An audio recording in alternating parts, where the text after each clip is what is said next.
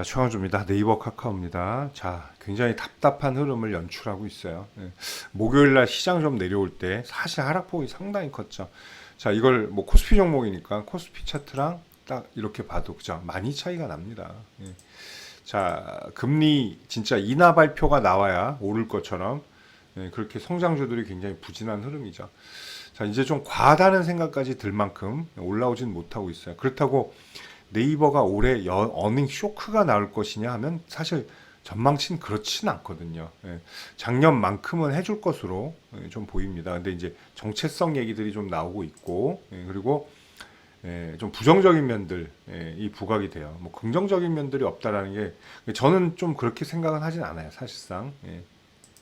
자, 근데 이런 포털 사이트들 그리고 이런 성장주들은 플랫폼 관련주라고 하죠, 우리가.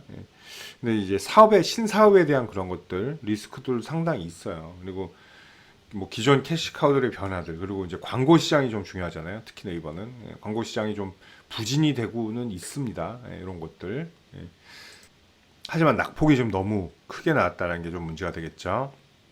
자, 20만 원, 19만 원 굳이 이 자리를 또 리체크를 하러 갈 이유는 모르겠어요. 물론 당연히 수급 부진 때문에 내려온 건 맞습니다. 자, 외인 수급은 조금씩은 안정이 되고 있는데 기관들은 여전히 네이버를 등을 돌리고 있는 그런 흐름이에요. 자, 이번 주 역시나 121선 흐름 지지 체크를 했기 때문에 이 음봉 이게 크진 않아요. 거래량도 많지는 않고 이 음봉을 먹는 것만으로 이번 주는 좀 소진을 해야 될 것 같아요. 자, 20만 원 귀환이 좀 필요한 시점입니다. 근데 만약에 뭐 FOMC 의사로서 저는 그렇게 생각하지 않는데 뭐 약간의 이거 우리가 말했던 거랑 다르게 올해 안에 금리 인하를 좀 해야 되겠다. 근데 그럴 리가 없긴 해요. 근데 연준에서. 근데 그런 비치는 얘기만 나와도 사실은 이 플랫폼주들은 급등을 할 수 있는 그런 여지는 가지고 있다라는 거 좀 볼 필요가 있어요. 자, 긴 롱텀에 27만 원 목표가는 계속 제가 보고는 있는데 올해 안에는 뭐 27만 원 넘길 걸로 보여요. 근데 굉장히 부진하게 늘어지고 있다라는 게 좀 단점을 좀 보고 있습니다. 자, 일단은 이 박스라도 돌파를 해야 돼요. 이 적은 단위 박스는 이미 돌파했는데 여기 상단까지 하단까지 다시 간다는 게 조금 아이러니 좀 합니다. 자, 여기 이제 가격 메리트가 있기 때문에 좀 정비를 해서 다시 박스 상단 22만 3천 원, 23만 원 자리 돌파 시도를 해야 될 것 같아요. 자, 이번 주는 어쨌든 최대한 20만 원에 근접을 하든지 붙여 나가서 다시 자리를 잡는 게 일단 최우선입니다. 자, 카카오도 이 카카오는 문제가 좀 많죠. 이게 뭐가 문제가 많냐면 SM 인수전 뭐 이런 것들 그리고 이미지들이 상당히 좀 안 좋아진 것들이 많아서 카카오는 조금 근데 마찬가지예요. 근데 카카오도 네이버랑 같은 취지에서 올라갈 가능성이 높긴 합니다. 자, 얘도 마찬가지로 똑같이 121선 지지하고 있고요.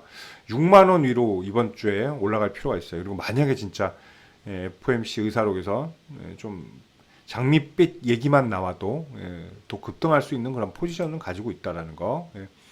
자, 제가 올해 8만 원, 8만 4천 원 요 자리를 말씀을 드렸는데 굉장히 시간이 길어지고 있습니다. 이 종목도.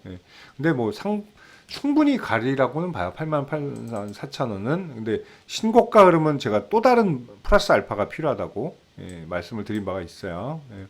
자, 이번 주 마찬가지로 기관 수급이 상당히 부진해요. 카카오도. 어떻게 올라오는지 좀 우리가 볼 필요가 있고, 그리고 6만 원 안착하는 거 이런 것들.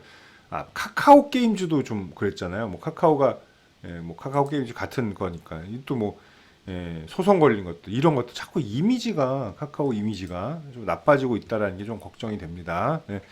자, 네이버 카카오 주주분들 힘내시고요. 더 많은 정보 필요하시면 영상 하단 무료방 바로가기 누르시면 되겠습니다. 감사합니다. 최영주였습니다.